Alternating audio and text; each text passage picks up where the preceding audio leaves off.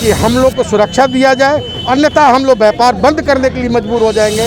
व्यापारियों को डराया जा रहा है कि आप लोग इकट्ठा मत होइए, हम लोग को डीएम यहीं पर आवे, सराफा बाजार में आवे, एसपी आवे, हम लोग से मिले आके।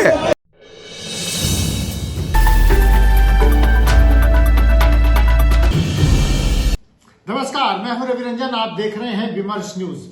बिहार में अपराधियों का तांडव लगातार जारी है। हर रोज अपराधी किसी न किसी बड़ी घटना को अंजाम दे ही देते हैं। कल ही बिहार में अब तक की सबसे बड़ी गहनों की लूट पटना के बाकरगंज में हुई, जहां एसएस ज्वेलर से अपराधियों ने 14 करोड़ से ज्यादा के अधिक मूल्य के सोने के गहने लूट लिए और चलते बने। इस दौरान वहां मौजूद भीड़ ने एक अपराधी को पकड़ लिया।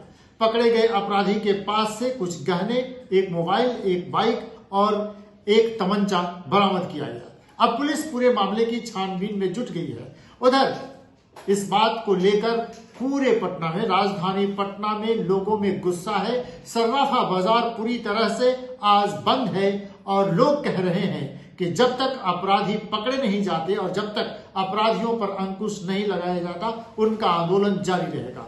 देखिए पटना में अब तक की सबसे बड़ी लूट पर हमारी ये रिपोर्ट। बिहार में कानून का राज खत्म होते जा रहा है। राजधानी पटना में ही ताबड़तोड़ अपराधी किसी न किसी बड़ी घटना को अंजाम दे रहे हैं।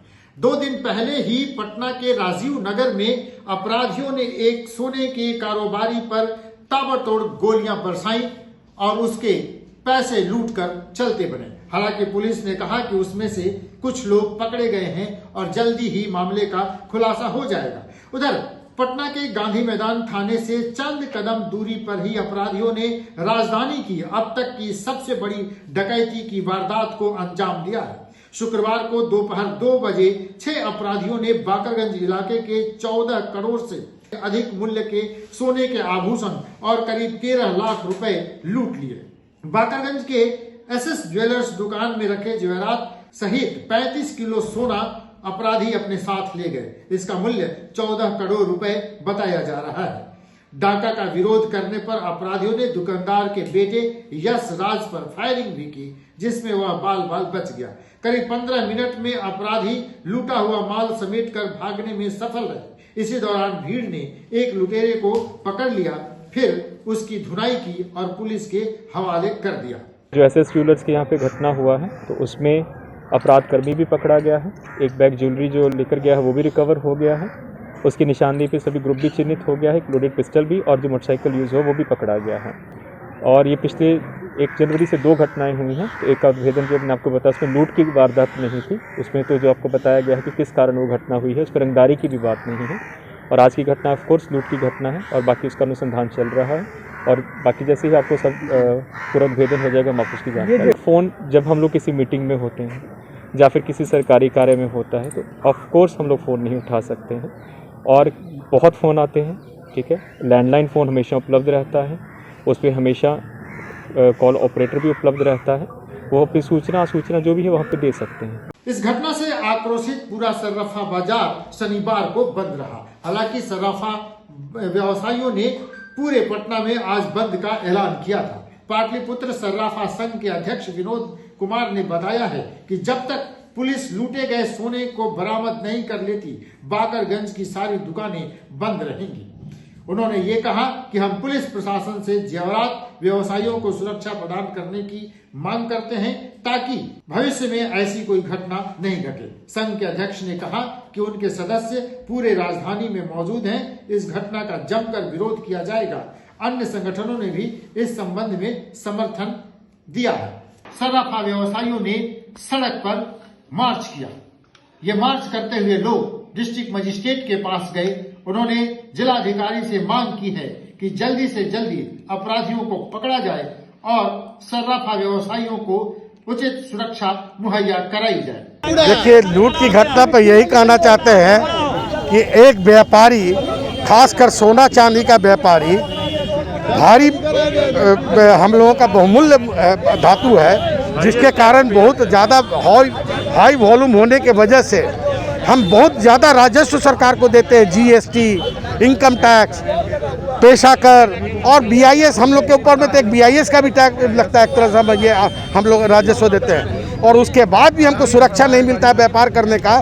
तो वैसे में हम लोग व्यापार बंद करना पड़ेगा अगर सरकार हम लोगों को सुरक्षा नहीं देती है तो। दूसरी बात है कि प्रशासन को यहाँ आना चाहिए और हमारे जितने भी आक्रोशित लोग हैं उनके अंदर में एक सुरक्षा की भावना पैदा करनी चाहिए। तो ये हमारा कहना है सरकार से कि हम लोग को सुरक्षा दिया जाए, अन्यथा हम लोग व्यापार बंद करने के लिए मजबूर हो जाएंगे। लाइसेंस हम लोगों को आर्म्स लाइसेंस दिया जाए और सरलीकरण करके दिया जाए। आगे की रणनीति हम लोग तैयार करेंगे। अभी हम लोग को DM की एक मीटिंग है, DM हम लोगों को बुलाए हैं। आप लोगों ने जिस तरह से दबाव बनाया है प्रशासन के ऊपर में, हमारे जो ज्वेलर्स है रोड पर खड़ा होकर जो दबाव बनाए हैं, तो अभी हम लोग को जिलाधिकारी बुलाए हैं और हम लोग की बात सुनेंगे और हम जब देखेंगे हमारी बात को संतुष्ट करेंगे, उसके बाद जैसा होगा हमारे कार्यक्रम तय करेंगे। देखिए, ये कोरोना काल के व्यापारियों को डराया जा रहा है कि आप लोग इकट्ठा मत होइए। व्यापारियों को सिर्फ कहा जाता है कोरोना काल है, आप लोग जुलूस मत निकालिए। हम लोग नहीं निकालेंगे जुलूस, हम लोग को DM यहीं पर आवे, सराफा बाजार में आवे, SP आवे, हम लोग से मिले आके। हम लोग क्यों जाएंगे? हड़ताल करेंगे, बंद करेंगे, संघर्ष करेंगे।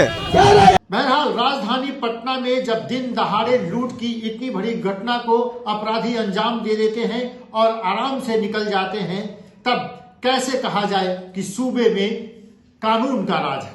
कानून का राज का दावा करने वाली सरकार को इसका जवाब देना चाहिए। ये कैसा कानून का राज है कि बिहार की राजधानी पटना में ही अपराधी हर रोज किसी न किसी बड़ी घटना को अंजाम दे रहे हैं।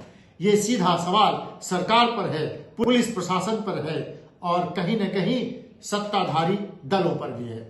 तो देखते रहिए विमर्श न्यूज। बिहार में अपराध की घटनाओं से जुड़ी हर अपडेट हम आप तक पहुंचाते ही हैं।